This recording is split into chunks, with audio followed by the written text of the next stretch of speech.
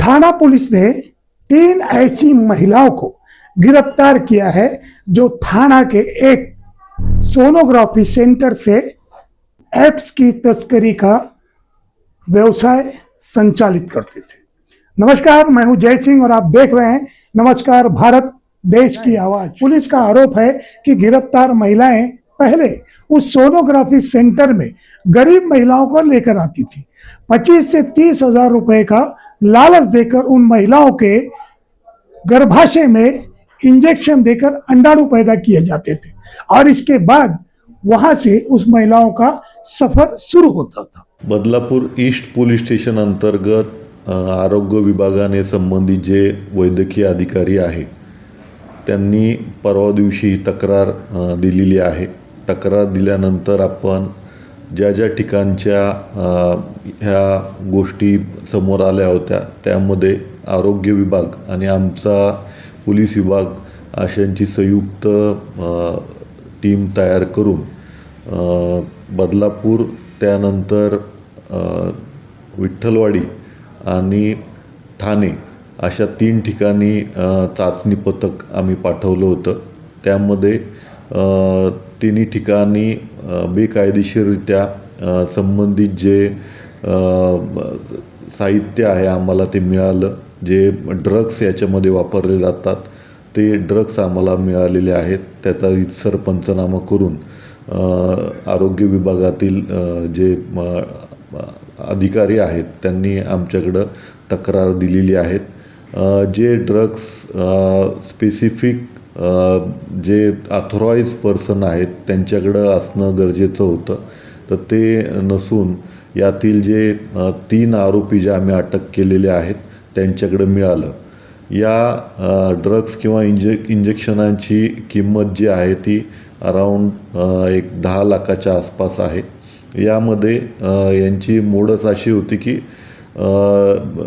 ज्या इच्छुक महिला आहेत त्या इच्छुक महिलांकडे संपर्क साधून ज्या ठिकाणी ह्या गोष्टी करणं बेकायदेशीर आहे अशा ठिकाणी संबंधित महिलांना ते इंजेक्शन देऊन ह्या गोष्टी घडवून आणत होत्या।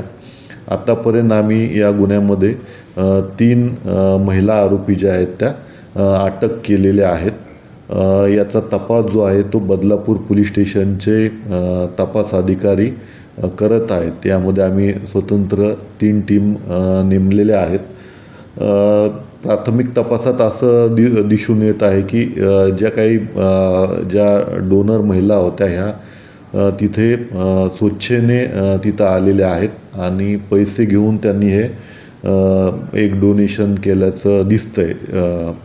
यामध्ये अराउंड 25 ते 30 हजार रुपये त्यामध्ये मिळाल्याचं तपासामध्ये निष्पन्न होत आहे। यामध्ये कुठला IVF सेंटरचा किंवा आणखी कुणाचा सहभाग आहे का या दृष्टीने आम्ही काल PCR घेतलेला आहे आणि यामध्ये एकूण 7 दिवसांचा PCR आम्हाला मिळालेला आहे। त्या दृष्टीने आमचा सखोल तपास जो आहे तो सुरू आहे। यामध्ये लवकरच इन्व्हॉल्व असलेले जी काही इतर लोक असतील या बेकायदेशीर ह्याच्यामध्ये तर ते आम्ही नक्कीच विस्तृत जानकारी यामध्ये आपल्यासमोर प्रस्तुत करू। सर यामध्ये त्या जे स्त्री बीज काढायचे आणि स्टोअर करायचे ते कुठे स्टोअर करायचे आणि कुणाला विकायचे मग ते पुढे नेऊन? यामध्ये संबंधित जे लोक आहेत त्यांच्याकडे चौकशी केली असता त्यांनी असं सांगितलेलं आहे की तिथून ते दुसरीकडे संबंधित महिलांना घेऊन जाऊन त्यामध्ये ते जो त्यांचा स्पेसिफिक पिरियड असतो त्या पिरियडला तिथं ते विक्री केल्याचं त्यांनी निष्पन्न होत आहे। या दृष्टीने तपास जो आहे अतिशय प्राथमिक स्टेजवरती आहे। त्याला विशिष्ट टेक्निशियन आणि या सगळ्या गोष्टी लागतात, परंतु जी गोष्ट ज्या ठिकाणी करायला हवी आहे त्या ठिकाणी ती केली गेलेली नाही। शिवाय मल्टिपल टाइम्स एकाच डोनरचाही वापर झाल्याचा वेगवेगळ्या नावाने प्राथमिक तपासामध्ये निष्पन्न होत आहे। तेही कायद्यानुसार बेकायदेशीर असल्याचं दिसत आहे. तर यामध्ये कुठल्या ठिकाणी त्यांनी या सगळ्या घटना घडवून आणलेल्या आहेत, या 1-2 दिवसात आम्हाला जास्तीची माहिती प्राप्त झाल्यानंतर आम्ही यामध्ये डिक्लेअर करू. सर, या आरोपीची पार्श्वभूमी काय, याआधी त्यांच्यावर गुन्हे दाखल आहेत का, अशा प्रकारे त्यांनी कृत्य केलेलं आहे का याआधी? या अगोदर कुठलाही गुन्हा त्यांच्यावरती दाखल नाही. शिवाय आपलं राज्य आणि आपण प्रश्न विचारल्याप्रमाणे आंतरराष्ट्रीय टोळी कुठली यामध्ये इन्व्हॉल्व आहे का, या संदर्भात पण आपण जास्तीचा तपास करत आहोत. सर, मध्यस्थी जे महिला असेल त्यांना देखील पैसे देण्यात येत होतं, असं काही आहे का? कारण की ज्या महिलांना त्या ठिकाणी घेऊन जात होते, मध्यस्थी करत होते, त्यांना देखील पैसे दिले जात होते. मध्यस्थ्यांनाही यामध्ये आर्थिक लाभ झाल्याचा दिसत आहे. शिवाय वेगवेगळ्या नावाने त्यांनी यामध्ये जे डोनर्स आहेत त्यांनी वेगवेगळ्या नावाने बनावट आधार कार्ड तयार करून आपली आयडेंटिटी लपवून हे कृत्य केल्याचं त्यांच्याकडच्या जे डॉक्युमेंट्स आहेत त्यामध्ये आपल्याला मिळालेलं आहे. तर आपण त्या दृष्टीने पण तपास करत आहोत. कोणाला ते विकत होते सर? हे काही त्याचे रूट्स जे आहेत ते राज्यामध्येच इतर ठिकाणी आहेत. त्याविषयी सध्या आम्ही जास्त विस्तृत सांगू शकत नाही, परंतु येणाऱ्या 1-2-3 दिवसात आम्ही याबद्दल खात्रीशीर आपल्याला माहिती कळवतो. इन महिलाओं की गिरफ्तारी चिकित्सक डॉक्टर ज्योत्सना सावंत के शिकायत पर दर्ज की गई है। उन्हीं की शिकायत पर इन्हें गिरफ्तार किया गया है। पुलिस अभी यह जांच कर रही है कि आज तक इन लोगों ने ऐसी कितनी महिलाओं को शिकार बनाकर उनके गर्भाशय में अंडाणु पैदा करके उन्हें बेचने का काम किया है। इसके लिए इन लोगों द्वारा फर्जी ड्राइविंग लाइसेंस और फर्जी कई कागजात बनाए जाते थे।